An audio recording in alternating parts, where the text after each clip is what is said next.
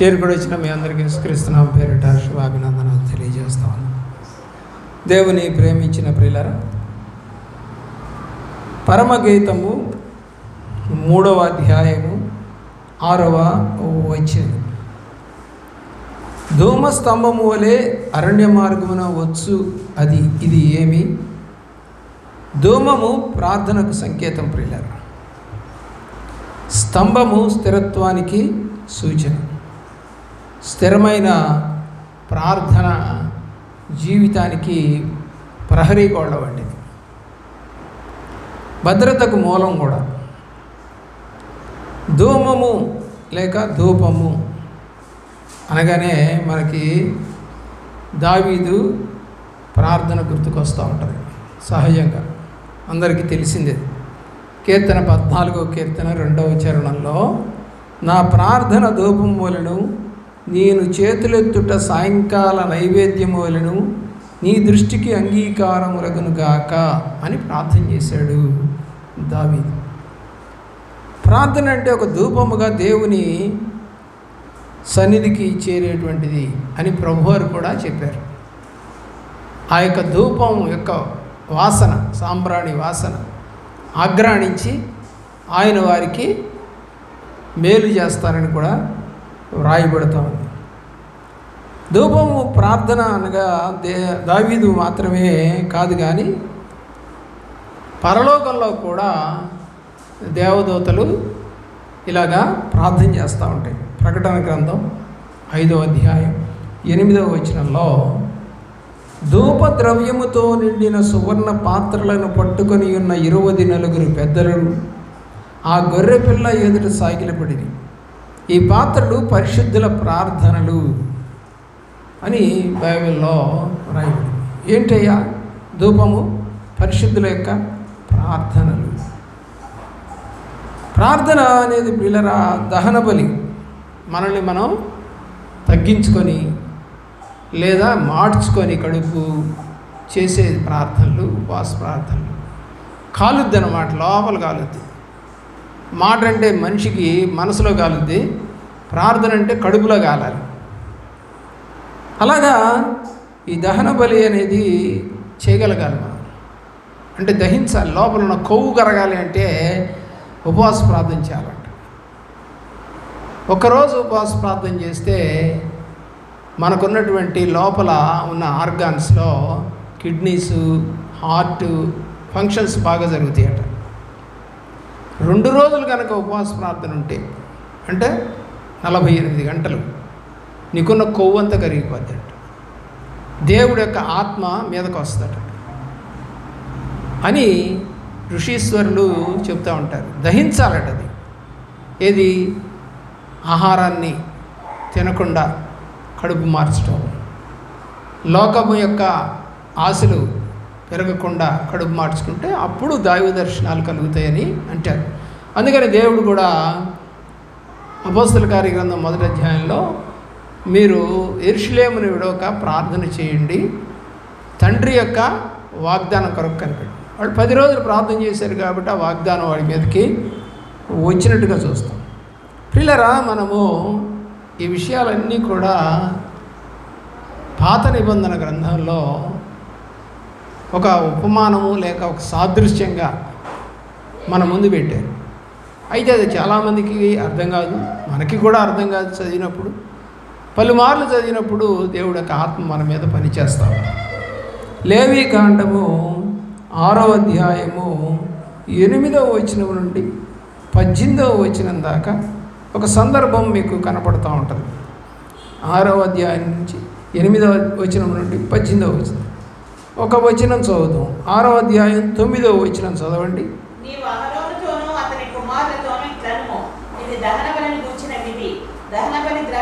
ఉదయం వరకు రాత్రి అంతయు బలిపీఠం మీద దహించుచుండును, బలిపీఠం మీద అగ్ని దానిని దహించుచుండును. యాజకుడు తన సన్ననార నిలువుకండి తొడుక్కొని, తన మానవులకు తన నారరాగులు తొడుక్కొని, బలిపీఠం మీద అగ్ని దహించు దహన బలి ద్రవ్యపు బూడిదని ఎత్తి చాలు. ఎవరు చేయాలి ఇది? యాజకుడు. ఆ రోజుల్లో యాజకుడే ఈ పని చేయాలి, వేరే వాళ్ళు ముట్టుకొని ఇచ్చేవాడు కాదు. నేను కొన్ని సంఘాల్లో చూశాను. ఆ సంఘాల్లో పులిపీఠం దగ్గరికి ఎవరిని రానిరు, మగవాళ్ళు తప్ప, పైకి కూడా రానిరు. అంతా సేవకులే ఉంటారు అక్కడ. ఒక్క ఆడాం అసలు రాదు. పిల్లరా, ఏమిటి అంటే వాళ్ళంతా సమర్పించుకున్న బిడ్డలంట. అంటే పెళ్ళి కాకుండా దేవుడి సేవ చేసే బిడ్డలు, అంటే లోక సంబంధమైన కోరికలు లేనటువంటి వాళ్ళు. ఇక్కడ ఇప్పుడు ఈ వాక్య భాగంలో పెళ్ళి చేసుకోవచ్చు. అహరోను పెళ్లి చేసుకున్నాడు, అహరోనుకి పిల్లలు ఉన్నారు, మిరియాము అలాగే మోషే, వీళ్ళందరూ పెళ్ళి చేసుకున్న వాళ్ళే. పెళ్ళిళ్ళు చేసుకొని కూడా యాజకత్వం చేయొచ్చు. అయితే ఎవరినైతే అభిషేకించారో వాళ్ళు మాత్రమే చేయాలి. ఎవరు పడితే వాళ్ళు వచ్చి మేము చేస్తామంటే రానియరు. ఈ రోజున అలాంటి పరిస్థితి చాలా కనబడుతూ ఉంది. కారణం ఏంటంటే ప్రకటన గ్రంథం 1వ అధ్యాయం 6వ వచనంలో మనలను ప్రేమించుచు తన రక్తము వలన మన పాపముల నుండి మనలను విడిపించిన వానికి మహిమయు ప్రభావమును యుగయుగములు కలుగునుగాక. ఆమేన్. ఆయన మనలను తన తండ్రియగు దేవునికి ఒక రాజ్యమునుగాను యాజకులుగాను చేశాడు. ఎలా చేశాడంటే దేవుడు యాజకులుగా చేశాడు. కొత్త నిబంధన వేరు, పాత నిబంధన వేరు.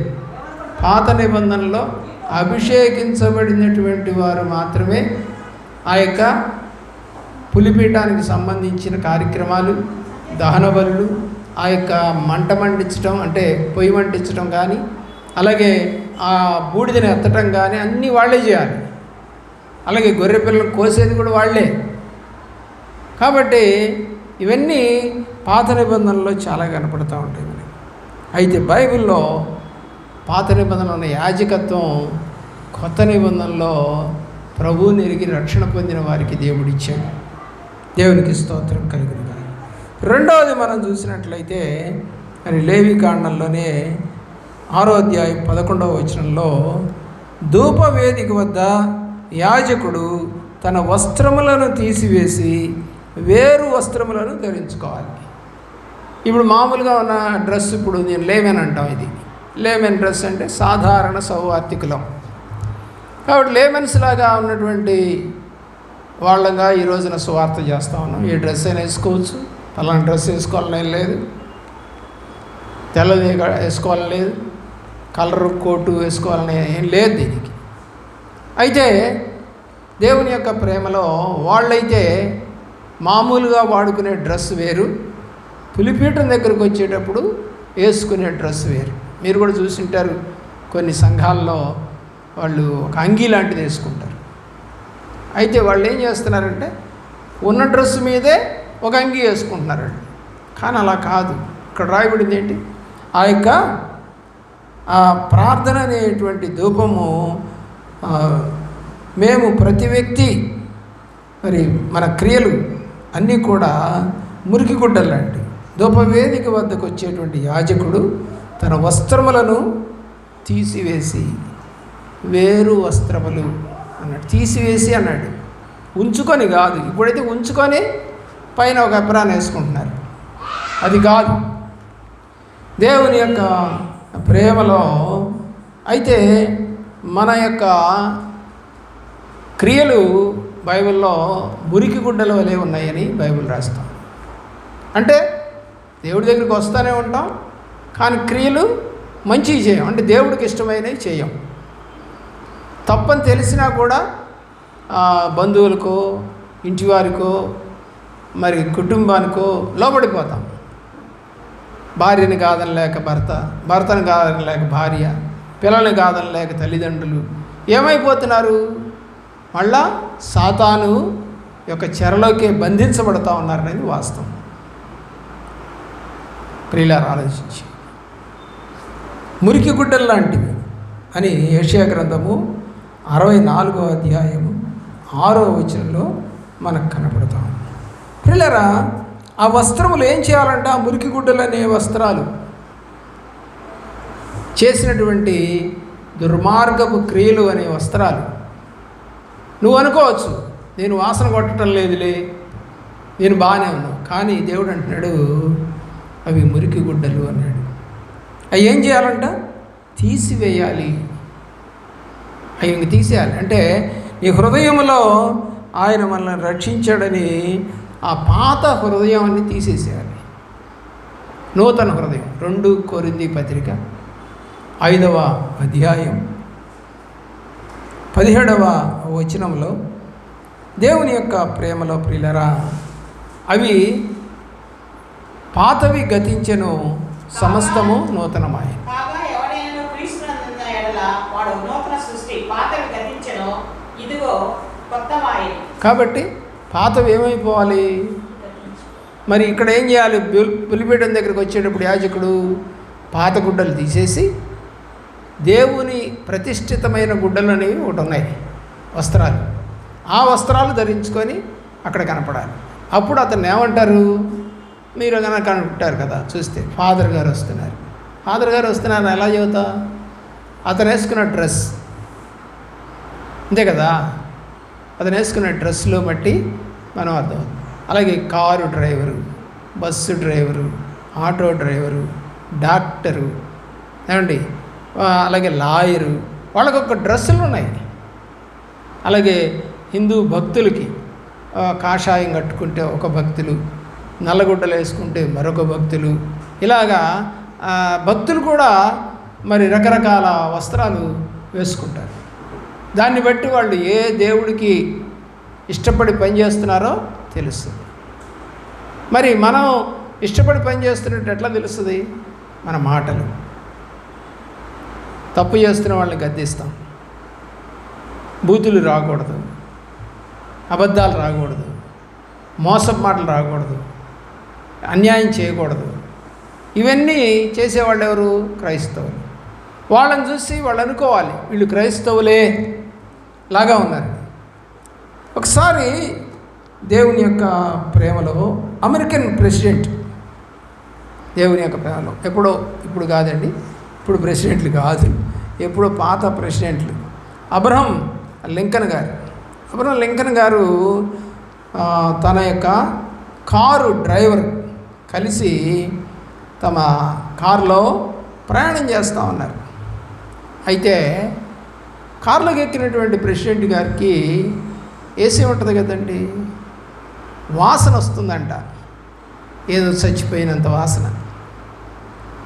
సరే, అప్పుడు దుర్వాసన వస్తుంది ఏంటి అని, ఆ వాసన ఎక్కడి నుంచి వస్తుంది అని గమనించి చివరికి అది కారు డ్రైవర్ సాక్స్లో నుంచి వస్తూ ఉంది.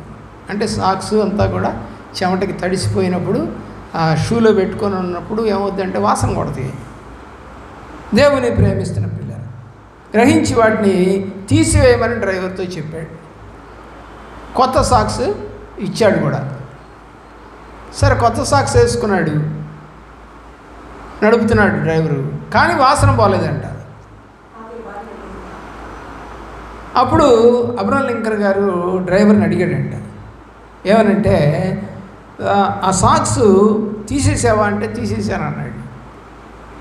మరేంటి ఇంకా వాసన వస్తుంది, పారేసావా అని అంటే పారేయలేదన్నాడు. చూడండి ఎక్కడ పెట్టినాడు, జోలో పెట్టినాడు, పాతి. దేవుని ప్రేమిస్తున్న ప్రియ బిడ్డలారా, ఇప్పుడు వాసన ఎక్కడికి పోద్ది? లోపలే ఉన్నాయిగా, కారులోనే అయ్యి. కాబట్టి పాతవి ఏం చేయాలి? తీసేయాలి, పారేసేయాలి. పాతవి పారేయకుండా మనము మంచి వాసన పీల్చాలి అని అనుకుంటే కార్లు కూర్చొని జరిగే పని కదా. అలాగే దేవుడి యొక్క ఆత్మ నా మీదకి రావాలి అనుకుంటే కుదరదు. ఎంతసేపు బైబిల్ చదువుతున్నావు? ఎంతసేపు సువార్త చేస్తున్నావు? ఎంతసేపు ప్రార్థన చేస్తున్నావు? ఎంతసేపు బీదలను కనికరిస్తున్నావు? ఎంతసేపు ఆరాధన చేస్తా ఉన్నావు? 1 గంట 2 గంటలు మందిరంలో కూర్చుంటే ఎంత ఆయాసమో. ఎప్పుడు వెళ్ళిపోదామా, ఎప్పుడు వెళ్ళిపోదామా? అబ్బాయి ఏం చేస్తున్నాడు, అమ్మాయి ఏం చేస్తుందో, భర్త ఏం చేస్తున్నాడు, ఫోన్ కాల్స్, హడావుడైపోయింది చర్చి ఈ రోజున. దేవుడికి ఇవ్వాల్సిన సమయాన్ని దొంగిలిస్తూ మధ్యలో నుంచి లేచి వెళ్ళిపోతున్నటువంటి వారిని చాలామందిని చూశాను నేను సంఘంలో. లేదా వంగి, ఆడవాళ్ళు అయితే ముసుగేసుకొని ఆ లోపల చెవి దగ్గర పెట్టుకొని గుసగుస మాట్లాడుతూ ఉంటారు. తప్పు కదా. దేవునికి ఇవ్వాల్సిన సమయాన్ని దొంగిలించకూడదని రాసిందిగా బైబిల్లో. దేవుని యొక్క ప్రేమ అది తీసివేసి నూతన వస్త్రాలు ధరించుకోవాలి.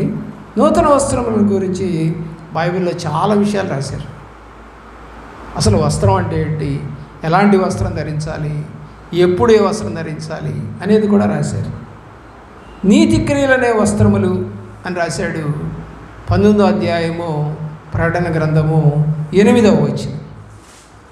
నీతి న్యాయవర్తన అనే వస్త్రము యోబు గ్రంథము 29:14.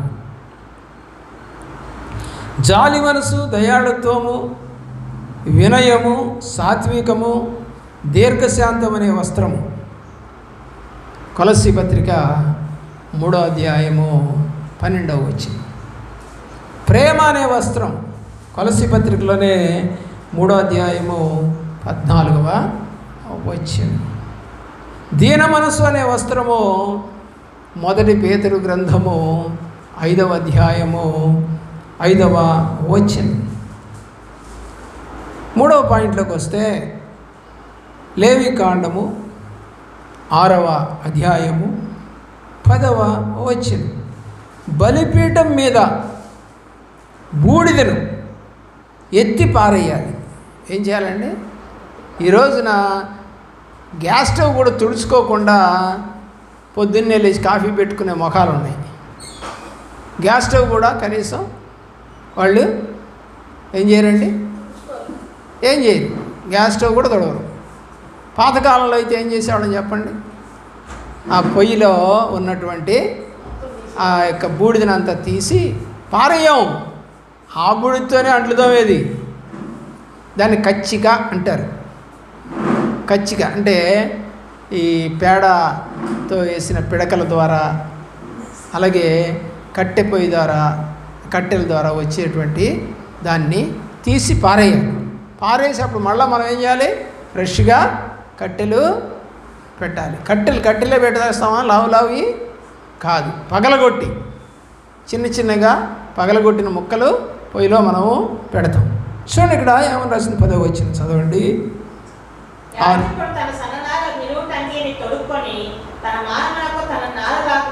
పైన మనం చదివిన మాట ఏంటంటే బూడిదను తీసి పారవేయాలి. అది చాలు. ఇక్కడ 10వ వచనంలో 2-3 పాయింట్లు ఉంటాయి. మనం ఒక పాయింట్ ఇక్కడ చదువుతున్నాం, అయిపోయింది ఇందాక పాయింట్. ఈ పాయింట్లో బూడిదను తీసి పారవేసి, మనం కూడా మన పాపాన్ని తీసి పారవేసి ప్రార్థన చేస్తే, సిద్ధపడితే, పూర్వము ఎలాగైతే పారేసామో బూడిదని అదే పొయ్యిలో నుంచి తీసి, అలాగా మన హృదయంలో ఉన్నటువంటి మరి దినదినము అనుకుంటున్నటువంటి లోక మాలిన్యాలు ఎన్నో మన జీవితంలో ఉంటాయి. పశ్చాత్తాపంతో మనము దాన్ని ఏం చేయాలండి, ఉదయము, మధ్యాహ్నము, సాయంకాలం ఎప్పుడెప్పుడు తప్పు చేసామో అప్పటికప్పుడు కడుక్కోవాలి. కొంతమంది పల్లెటూరులో నేను చూస్తూ ఉంటాను, కాఫీ తాగగానే కాఫీ గ్లాసులు కడిగేస్తారు, కాఫీ గిన్నెలు కడిగేస్తారు, పాల గిన్నెలు కడిగేస్తారు. అమ్మ ఏంటి అంత అర్జెంటుగా కడిగేస్తావు, తర్వాత కడుక్కోవచ్చు కదా అన్నీ కలిపి అంటే, అయ్యా మళ్ళీ వండుకోవడానికి లేవు అంటే 2వ 3వ గిన్నెలు ఉంటాయి అంతే. ఈరోజున విస్తారంగా గిన్నెలు కొనుక్కుంటున్నారు ప్రతి ఇంట్లో. పాల గిన్నెలు ఆడబడేస్తాం, అంట్లలో కాఫీ గ్లాసులు ఆడబడేస్తాం ఏమండి, మరి అలాగే అన్నం గిన్నెలు ఆడబడేస్తాం, బాండ్లీ గిన్నెలు, అట్ల కాళ్ళు అన్నీ ఆడబడేస్తాం. ఎందుకంటే 1-2 ఉన్నాయి ఇప్పుడు వండుకోవడానికి, కానీ ఆ రోజుల్లో లేవు. అందుకని ఎప్పటికప్పుడు క్లీన్ చేసుకుంటారు. ఇక్కడ కూడా మనం ఏం చేయాలంటే ఏ రోజు ఆ రోజు క్లీన్ చేసుకుంటే మనం ఏనాటికీడు ఆనాటికి చాలు అని మత్తయి సువార్తలో రాశారు. కాబట్టి కీర్తన గ్రంథము 5వ కీర్తన 3వ చరణం. యెహోవా ఉదయమున నా కంఠస్వరము నీకు వినబడును, ఉదయమున నా ప్రార్థన నీ సన్నిధికి సిద్ధము చేసి కాచియుందును. ప్రార్థన అంటే సిద్ధం చేసుకుంటాడంట ఉదయం. ఆ టీచర్ గారు ఉదయం 3:30కి లేచి ప్రార్థన చేస్తారు. ప్రతిరోజు ఏం చేయాలి? ప్రార్థనని సిద్ధపరచుకోవాలి. ఉదయమున నా కంఠస్వరము నీకు వినబడును, ఉదయమున నా ప్రార్థన నీ సన్నిధికి సిద్ధము చేసి కాచి ఉన్నాను. రెడీగా ఉన్నా నేను ప్రార్థన చేయడానికి. సిద్ధపరుచుకుంటున్నావా? కొంచెం సేపు అన్న ప్రార్థన. అర్ధరాత్రులు ప్రార్థన చేశాడు ప్రభువారు. రోజు రాత్రులు వెళ్ళి ఆయన ప్రార్థన చేసేవాడు. పెందలకాళ్ళు లేచి ప్రార్థన చేసేవాడు. సమయం ఉన్నప్పుడల్లా ప్రార్థన చేశాడు. గెస్తమైన తోటలో ఎప్పుడు ప్రార్థన చేశాడు? రాత్రి. అర్ధరాత్రి కదా వాళ్ళు వచ్చి పట్టుకుంది. ఆయన 9 గంటల నుంచి 12 గంటల దాకా ప్రార్థన చేస్తాం. అప్పుడు వచ్చి పట్టుకున్నాడు. 3 గడియలు అయ్యి, 10కి 1, 11 1, 12 1. గడియ అంటే గంట. మొదటి గడియ అయిపోగానే వచ్చి చూశారు, నిద్రపోతా ఉన్నారు. 2వ గడియ వచ్చి చూశాడు, నిద్రపోతా ఉన్నారు. 3వ గడియ వచ్చి అంటాడు, ఇక చాలు, అపవాది వచ్చేస్తున్నాడు, ఇంకా అవసరం లేదు, ఇంకా మీరు ప్రార్థన చేయరు కాబట్టి, నిద్రపోతులు కాబట్టి మీరు, అపవాది వచ్చేస్తూ ఉన్నాడు, శోధకుడు వస్తాడు అని ప్రభువారు చెప్పారు. ఇలా 4వ పాయింట్లోకి వస్తే 6వ అధ్యాయము లేవికాండంలో 13, 12, 13 చదవండి. 12, 13. బలిపీఠం మీద కట్టెలు విరిచివేయాలి. బలిపీఠం మీద అగ్ని మండుచుండవలెను, అది ఆరిపోకూడదు. ప్రతి ఉదయం యాజకుడు దాని మీద కట్టెలు వేసి దాని మీద దహన బలి ద్రవ్యమును ఉంచి సమాధాన బలియగు పశువు కొవ్వును దహింపవలెను. చాలు. కట్టెలు అంటే మరి మన జీవితంలో ఏంటి కట్టె? చెప్పండి. మన జీవితంలో కట్టె ఏంటి? ఎముకలు కట్టెలు. ఎముకలు విరగ్గొట్టాలి. ఎముకలు ఏం చేయాలి? విరగ్గొట్టాలి. దేవుడి కొరకు, సాతాను కొరకు. విరగి నలిగిన హృదయమే దేవునికి ఇష్టమైన బలుడు. విరిగి నలిగిన హృదయం. ఇప్పుడు ఆ కట్టెలను ఏం చేయాలి? విరగ్గొట్టాలి. ఇప్పుడే కదా మంట వచ్చేది. కట్టెలు పెడితే మండవుగా.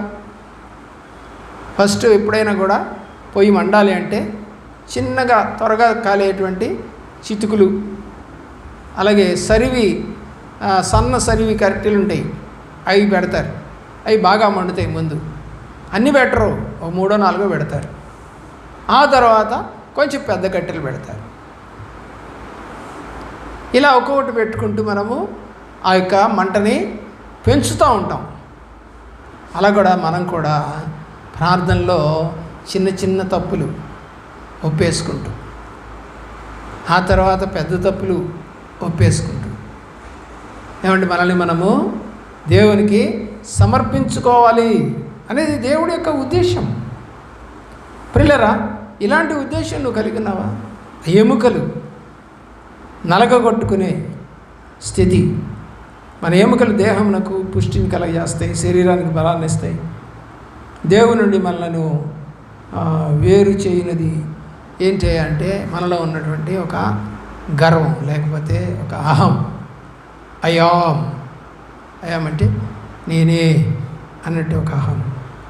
మందిరంలో ప్రార్థించడానికి వచ్చినటువంటి పరిసయ్యుల్లో మరి అలాగే సుంకరి ఇద్దరు ప్రార్థన ఉంది. చదవండి. 18 లూకాసు వార్త 10వ వచనం నుండి 13వ వచనం దాకా. 10వ వచనం నుంచి ఇతను పరిసయ్యుడేమో అహంకారంతో ప్రార్థన చేస్తూ ఉన్నాడు. ప్రార్థన చేయటకై 2 మనుషులు దేవాలయంలోకి వెళ్ళిరి. వారిలో ఒకడు పరిసయ్యుడు, ఒకడు సుంకరి. పరిసయ్యుడు నిలవబడి, దేవా, నేను చోరులను, అన్యాయస్తులను, వ్యభిచారులైన ఇతర మనుషుల వలనైనను ఈ సుంకరి వలనైనను ఉండనందుకు నీకు కృతజ్ఞతాస్తుతులు చెల్లించుచున్నాను. వారమునకు 2 మార్లు ఉపవాసం చేయించు, నా సంపాదన అంతటిలో 10వ వంతు చెల్లించుచున్నానని తనలో తాను ప్రార్థించుచు. ఏం ప్రార్థన అండి ఇది? అహంకారపూరితమైన ప్రార్థన, అంటే గొప్పలు చెప్పుకునే ప్రార్థన. ప్రభువారు ఒక మాట రాశారు బైబిల్లో, తను తాను తగ్గించుకున్నవాడు హెచ్చించబడు. తగ్గించుకునే మనస్సు నీకు కావాలి. నేను అది చేశాను నీకు, ఇది చేశాను నీకు, అంత ఇస్తున్నాను, ఇంత ఇస్తున్నాను, మందిరంలో అంత వేసాను, ఇంత వేసాను, ఈ పని చేశాను, ఆ పని చేశాను. గర్వించకూడదు, లోబడు. ఇంకా ఏమన్నా సేవకుడు చెప్తే చెయ్యి. నేను అది చేశాను, ఇంక ఇది చేయను అనబాకు. ఆమెకు చెప్పరే పని నాకే చెబుతున్నారంటే అనబాకు. దేవుడు పని చెప్తే చేసేయాలి, సేవకుడు పని చెప్తే చేస్తే లోబడితే నీకు ఆశీర్వాదం ఉంటుంది. పిల్లలు ఆలోచించండి, చదవండి. తర్వాత సుంకరి గురించి. అయితే సుంకరి దూరముగా నిలుచుండి ఆకాశం వైపు కనులెత్తుటకైనను ధైర్యము చాలక రొమ్ము కొట్టుకొనుచు, దేవా పాపినైన నన్ను కరుణించుమని పలికెను. అతని కంటే ఇతడు నీతిమంతుడుగా. కాబట్టి మొదటివాడు పాపం అనేది ఏమైనా ఒప్పుకున్నాడా? లేదు. గర్వంతో చెప్పాడు, వాడి వల్లే నేను ఉండలేదు, నేను ఉపవాస ప్రార్థనలు చేస్తున్నాను, నేను దశమ భాగాలు ఇస్తున్నాను, గొప్పలు చెప్పాడు. వీడు అసలు ఏం మాట్లాడలా, నేను పాపిని, రొమ్ము కొట్టుకుంటూ ఏడుస్తూ చెప్పాడు. ఈరోజు ఇట్లాంటి వాళ్ళు కావాలి. సుంకరి లాంటి ప్రార్థన, సుంకర్ లాంటి మనస్సు, సుంకర్లాగా రొమ్ము కొట్టుకొని ప్రార్థన చేసేవాళ్ళు అవసరం. పిల్లరా, కీర్తన గ్రంథంలో 34వ కీర్తనలో 18వ చరణం. విరిగిన హృదయం గల వారికి యెహోవా ఆసన్నుడు, నలిగిన మనసు గల వారిని ఆయన రక్షించును. కాబట్టి దేవుడు ఎవరిని రక్షిస్తాడు? విరిగినటువంటి హృదయం. 51:17లో 51వ కీర్తన 17వ చరణంలో, విరిగిన మనసే దేవునికి ఇష్టమైన బలులు, దేవా విరిగి నలిగిన హృదయమును నీవు అలక్ష్యము చేయు. అది దేవుడు కోరుకునేది ఏంటంటే నువ్వు విరిగితేనే ఆయన లక్ష్యం చేస్తాడు, విరకపోతే లక్ష్యం చేయడు ఆయన. లెక్క అంటే ఒక అహంకారమైన ప్రార్థన దేవుడు వినడు. ఇంకా తగ్గించుకో, ఇంకా చెయ్యి అంటాడు. అయ్యా ఎవరు రావట్లేదయ్యా ప్రార్థనకి, నువ్వు నలగొట్టుకో, వాళ్ళు రారు. ఆ తల్లి ఆ ఇంట్లో ఎవరు లేకపోయినా ఆ ఒక్కతే ఉంటుంది. ఎలా ఉంటుంది? మా పెద్ద వదిన గారు కూడా ఒక్కతే ఉంటుంది ఇంట్లో. ఎలా ఉంటుంది? మా పెద్దమ్మ గారు కూడా ఆమె ఒంటిగానే బతికింది. భర్త చనిపోయిన తర్వాత ఆమె దరిదాపుగా ఒక 20-30 ఏళ్ళు ఒంటిగానే బతికింది. ఎందుకంటే ఆమె ఉద్యోగం వేరే చోట ఉండేది, మేము వేరే చోట ఉంటాం. ఆమె ఆఫీసరు, ఆమెకు మంచి ఇల్లు ఇచ్చారు గవర్నమెంట్, దాంట్లో తను ఒక్కతే ఉంటుంది. కాబట్టి తన కింద అసిస్టెంట్లు ఉంటారు, అంటే పని వాళ్ళని కూడా ఇస్తారు వాళ్ళు. ఆమె నాకు ఎవరు లేరు అని బాధ లేదు. వంట ఉండేవాళ్ళు, ఇల్లు ఉడిచేవాళ్ళు, అంట్లు తోమేవాళ్ళు, గుడ్డలు ఉతికేవాళ్ళు అందరూ ఉండేవాళ్ళు. మేము వెళ్ళినా కూడా ఆ ఇంటికి అప్పుడు ఎంతో హ్యాపీగా ఉండేవాళ్ళం. దేవుని యొక్క ప్రేమలో. సౌలు అహంకారం కలిగినవాడు. ప్రియులారా, సౌలు యొక్క అహంకారాన్ని మనం జ్ఞాపకం చేసుకోవచ్చు. చూడండి, 22వ అధ్యాయము అపోస్తలుల కార్యగ్రంథం 3వ వచనం. అంటే పౌలుగా మారిన సౌలు గురించి. నేను కిలికీలోని తార్సులో పుట్టిన యూదులను, అయితే ఈ పట్టణంలో గమనియేలు పాదముల యొద్ద పెరిగి మన పితరుల ధర్మశాస్త్ర సంబంధమగు విషయమందు శిక్షితులనై వీరందరూ నేడు ఉన్న ప్రకారము దేవుని గురించి ఆసక్తులై ఉండి ఈ మార్గంలో ఉన్న పురుషులను స్త్రీలను బంధించి చెరసాలలో వేయించుచు మరణం వరకు హింసించుకుని. చాలు. ఏం చెబుతున్నాడండి? నేను ఎక్కడ చదువుకున్నానని చెబుతున్నాడు. గమలియేలు పాదాల దగ్గర ధర్మశాస్త్రానికి బద్ధుడినై తిరుగుతున్నాను అని చెప్పాడు. సహజంగా జనరల్గా సేవకులు కూడా నేను ఒకప్పుడు అలాంటి వాడిని, ఇప్పుడు ఇలా మారాను అని చెప్పి.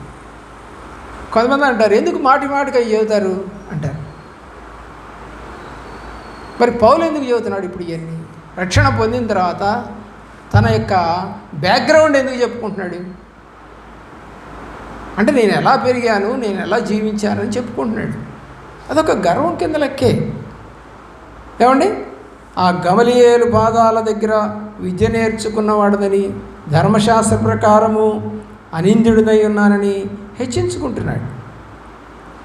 దమస్కు మార్గంలో యేసుని ఎరిగిన తర్వాత అహం అంతా కూడా పోయింది.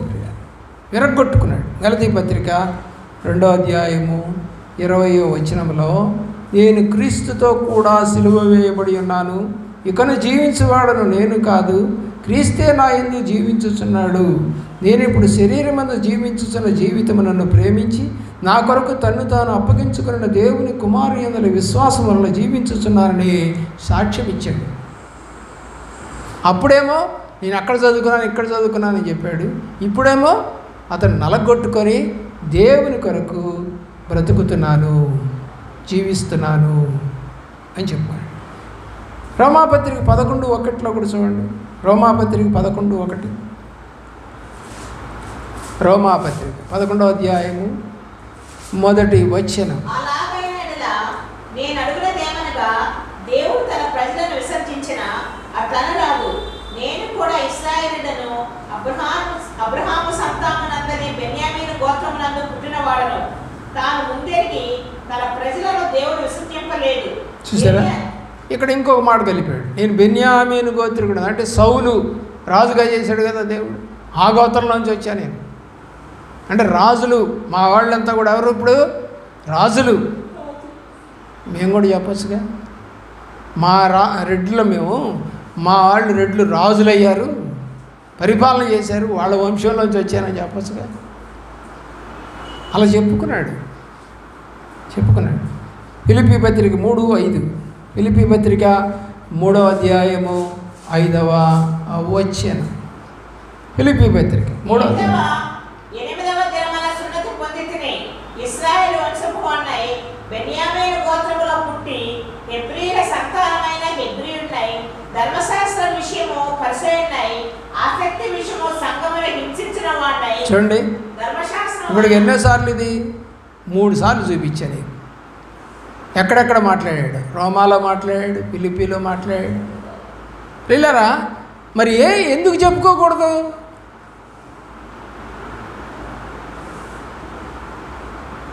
ఆ ప్రజలకు తెలియదు తను ఎవరో, చెప్పుకున్నాడు, తప్పేముంది దాంట్లో. కానీ ఆ తర్వాత తగ్గించుకున్నాడు. ఇంకా చెప్పడం మానేసి నేను క్రీస్తుతో కూడా సిలువ వేయబడి ఉన్నాను. పిల్లరా, హృదయమును విరగొట్టాలి.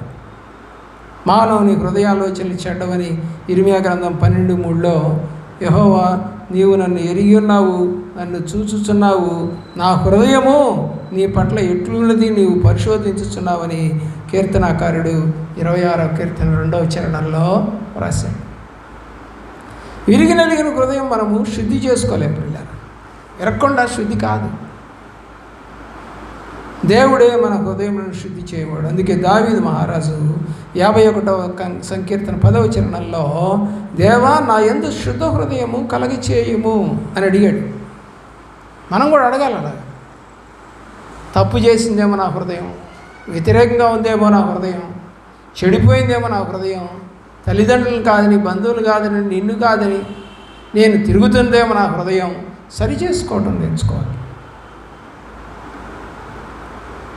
అహము అనే ఎముక, హృదయము, మనస్సు అనే ఆధ్యాత్మిక కట్టెలను మనం విరిచి బలిపీఠం మీద వేసి పరిశుద్ధాత్మ అగ్ని చేత దహించాలి పిల్ల. అలాంటి ప్రార్థన ధూపములాగా లేచి ప్రభుకి ఇంపైన సువాసన కలిగజేస్తుంది. అలాంటి ప్రార్థన అది స్థిరముగా ఉంటూ మరి ధూపస్తంభంలాగా, ధూప వేదికగా ప్రజ్వరిల్లుతుంది. అది సుగంధ ద్రవ్యములు, సువాసన అని రాస్తామన్నాడు. లేవికాండంలో మూల పాఠంలో 6వ అధ్యాయం 12వ వచనం చూడండి. బలిపీఠము మీద దహన బలి ద్రవ్యములను వేయాలి, దీనివలన సువాసనలు వెదజల్లుతాయి. మొన్న ఈ మధ్య ఎవరో ఆయన చనిపోతే హైదరాబాదులో ఆయన్ని గంధపు చెక్కలతో కాల్చారంట. అక్కడ ఏ వాసన వస్తుంది? ఇప్పుడు గంధపు వాసనే వస్తుంది. కాల్చటం కూడా గంధపు చెక్కతో కాల్చారంట. ప్రియులారా, మన ప్రార్థన బలిపీఠం మీద ప్రేమ, సాత్వికము, సహనము చాలా ఉంటాయి. మనం కోపాలు రావకుండా ఉంటాయా? వస్తాయి. తప్పు చేస్తూ ఉంటే తల్లిదండ్రులకేంటి, బంధువులకేంటి, స్నేహితులకేంటి, యాజకుడికి కూడా కోపం అనేది వస్తుంది, రాదని అంటలేదు. అయితే వాటన్నిటిని మళ్ళీ మనం పరిశీలన చేసుకుంటూ ప్రార్థనలో ఎదగాలి. బలిపీఠంపై కొవ్వు దహించబడాలి. ఏం పెడతారండి పైన? జంతు కళేబరాలు పెడతారు కదా.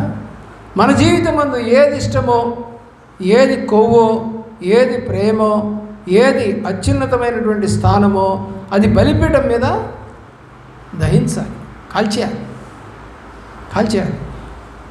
చూడండి 6:12 ఆ మాట మీకు కనపడుతూ ఉంది. లేవి కాండము. బలిపీఠం మీద అగ్ని మండుచుండవలెను, అది ఆరిపోకూడదు. ప్రతి ఉదయమున యాజకుడు దాని మీద కట్టెలు వేసి దాని మీద దహన బలి ద్రవ్యమును ఉంచి, ప్రతిరోజు అండి దహన బలి చేయాలి. ప్రతిరోజు అండి ప్రార్థన చేయాలి. పాట పాడతావు కదా, నిత్యము స్తుతించిన నీ రుణము తీర్చలే. మరి పాట పాడతావు కదా, స్తుతిస్తున్నావు ఆ రోజు.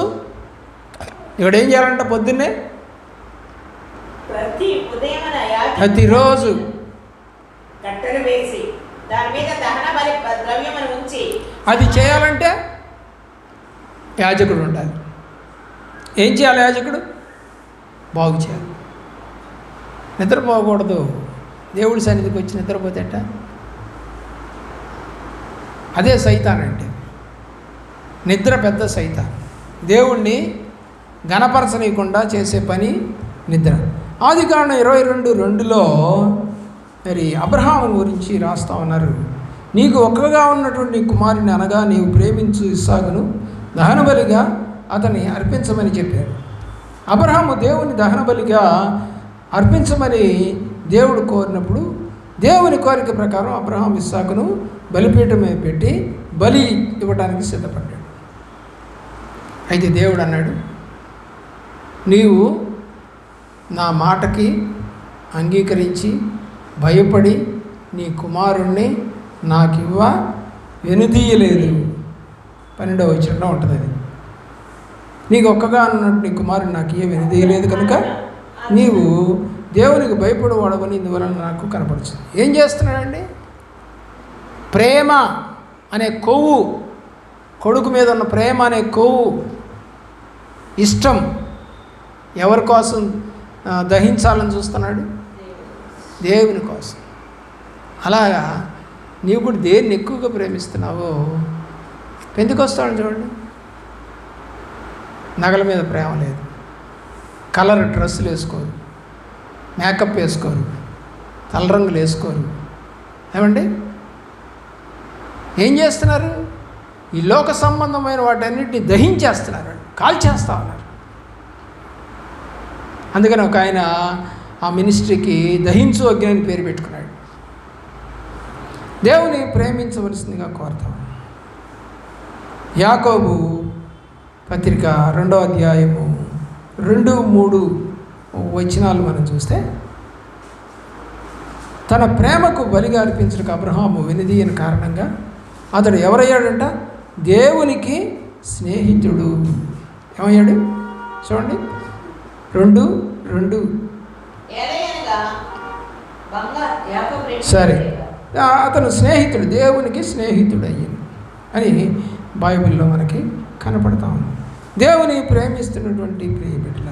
అలాగే యోహాను రాసిన సువార్త 15వ అధ్యాయం 14వ వచనంలో కూడా, యోహాను రాసిన సువార్త 15వ అధ్యాయము 14వ వచనం, దేవుడు ఎంతో ఆశపడినటువంటి వాగ్దానం ద్వారా పుట్టినటువంటి కుమారుని ఇమ్మన్నప్పుడు అబ్రహాము వెనుతీయలేదు.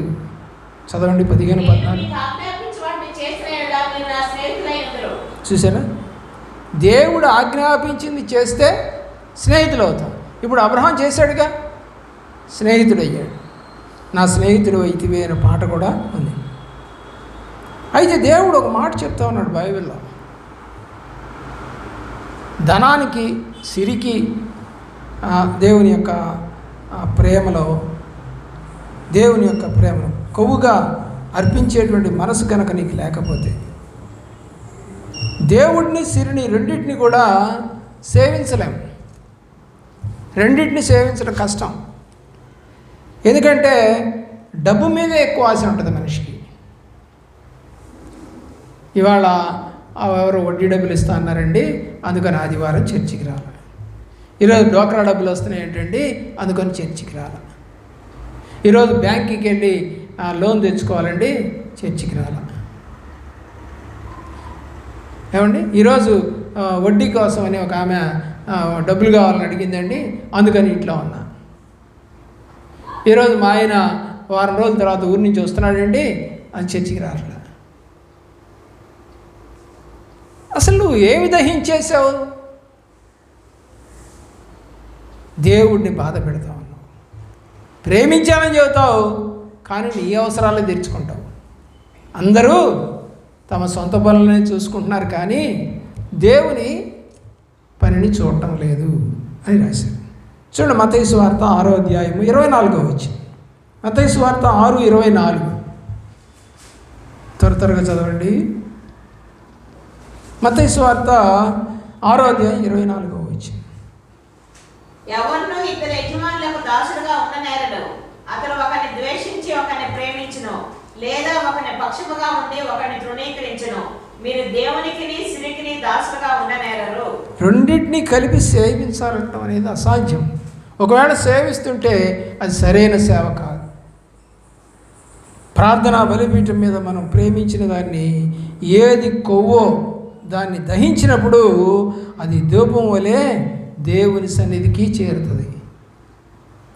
పాపపు కొవ్వును దహించటం లేదు చాలామంది, అలాగే ఉంచుకొని ప్రార్థన సేవ చేస్తాం.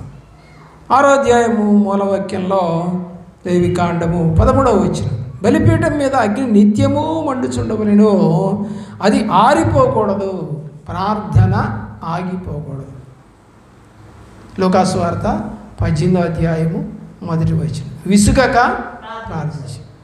26:41 మత్తయి. శోధనలోకి ప్రవేశించకుండా నిమిత్తము ప్రార్థన చేయుడి. తెస్సలోనికీ మొదటి పత్రికలో కూడా 5వ అధ్యాయము 15వ వచనములో ప్రార్థన యందు మనము ఏమంటే దేవుని ఘనపరచాలి. చూడండి, 5వ అధ్యాయము 15వ వచనం. ఎడతెగక ప్రార్థన చేయుడి అని రాసింది. ఏం చేయాలంట? ప్రార్థన. మరి ఈరోజు ప్రార్థన చేస్తా ఉన్నారా? నిత్యం ప్రార్థన ఉందా? ఆ పాత బూడిదను తీసి పారేసి కొత్త కట్టెలు పెట్టి మంట మండిస్తున్నావా? ప్రార్థన ధూపం ఉందా? ఏది నీకు ఎక్కువ ఇష్టమో దాన్ని వదిలేయగలుగుతున్నావా?